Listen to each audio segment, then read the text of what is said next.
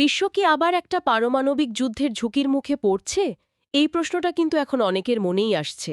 বিশেষ করে আমেরিকা আর রাশিয়ার সাম্প্রতিক কিছু পদক্ষেপ দেখলে তো বটেই। হুম পরিস্থিতিটা বেশ ঘোরালো হয়ে উঠেছে। তো আজ আমরা সেটাই একটু খতিয়ে দেখব। ঠিক। জানার চেষ্টা করব যে মার্কিন পারমাণবিক সাবমারিন মোতায়েনের ব্যাপারটা ঠিক কি, আর কেনই বা রাশিয়া এর জবাবে একটা ঐতিহাসিক পারমাণবিক চুক্তি আইএনএফ চুক্তি সেখান থেকে বেরিয়ে এলো। একদম। আর শুধু ঘটনাগুলো জানাই নয়, এর পেছনের কারণ, মানে ভূরাজনৈতিক তাৎপর্যটা কি, আন্তর্জাতিক নিরাপত্তার ওপরের প্রভাব কি হতে পারে, এইগুলো বোঝাটাও খুব জরুরি। তাহলে আসুন শুরু করি আমেরিকার পদক্ষেপটা দিয়ে।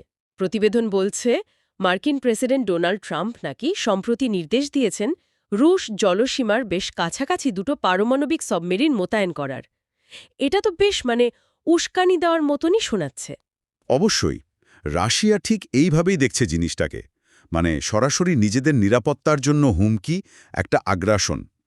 তাদের প্রতিরক্ষা মন্ত্রক তো বেশ কড়া ভাষায় বিবৃতিও দিয়েছে। কি বলেছে তারা? বলেছে যে এই ধরনের আগ্রাসী মনোভাব একদম সহ্য করা হবে না।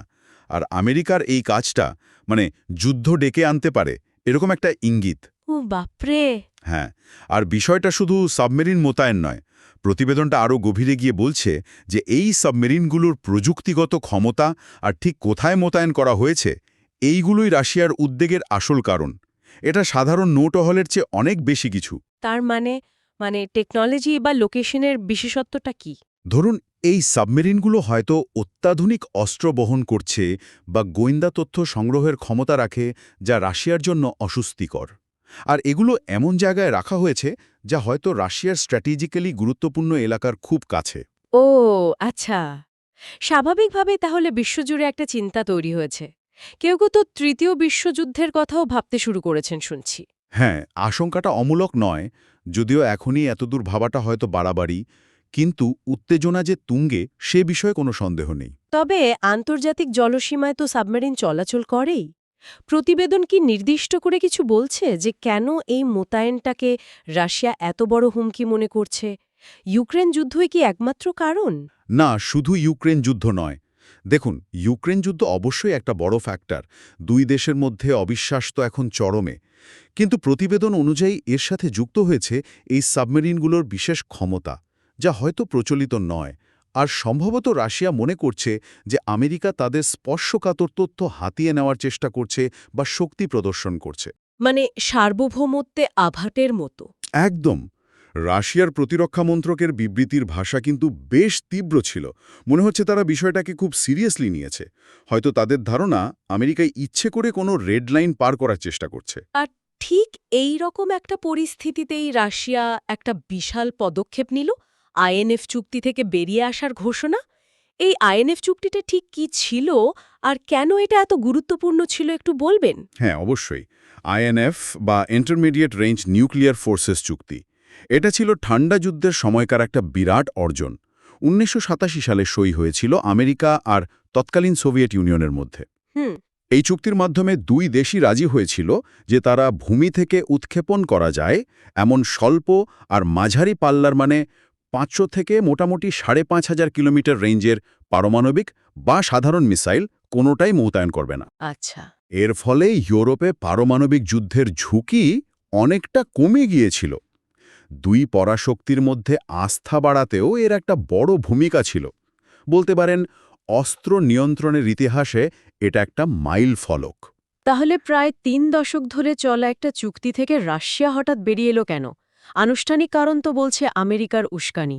কিন্তু প্রতিবেদনে কি এর বাইরেও কিছু বলা হচ্ছে, অন্য কোনো কারণ? রাশিয়ার আনুষ্ঠানিক বক্তব্য তো এটাই, যে আমেরিকার সাম্প্রতিক আগ্রেসিভ মনোভাব, বিশেষ করে এই সাবমেরিনগুলো পাঠানোর পর, তাদের আর এই চুক্তিতে থাকা সম্ভব হচ্ছে না। হুম। তবে প্রতিবেদনটা আর একটা গভীর দিকের ইঙ্গিত দিচ্ছে। বিশেষজ্ঞরা মনে করছেন, শুধু আমেরিকার পদক্ষেপ নয়, চীনের মাঝারি পাল্লার মিসাইলের ভাণ্ডার যেভাবে বাড়ছে, সেটাও রাশিয়ার এই সিদ্ধান্তের একটা বড় কারণ হতে পারে। ইন্টারেস্টিং।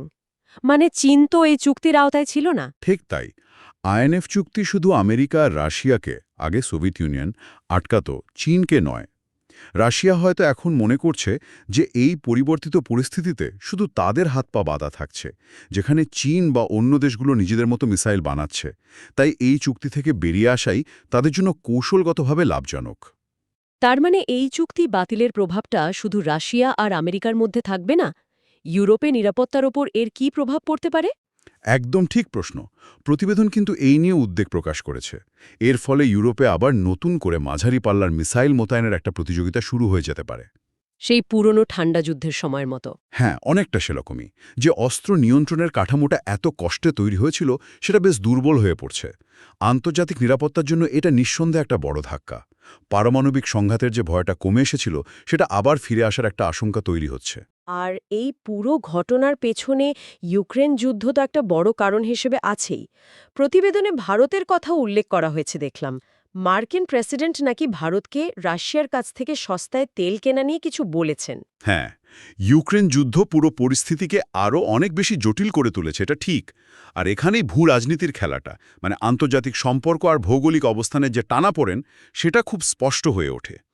ভারতের ক্ষেত্রে প্রতিবেদন অনুযায়ী মার্কিন প্রেসিডেন্ট ট্রাম্প নাকি ভারতকে রাশিয়ার থেকে কম দামে তেল কেনা আর ইউক্রেন ইস্যুতে নিরপেক্ষ থাকার বিষয়ে একরকম সতর্ক করেছেন। সতর্ক করেছেন মানে তিনি নাকি এমন ইঙ্গিত দিয়েছেন যে ভারত যদি এই অবস্থান বদল না করে, তাহলে তাদের বিরুদ্ধে শুল্ক বা ট্যারিফ বসানো হতে পারে। ও, এটা তো ভারতের জন্য বেশ কঠিন একটা পরিস্থিতি তৈরি করল।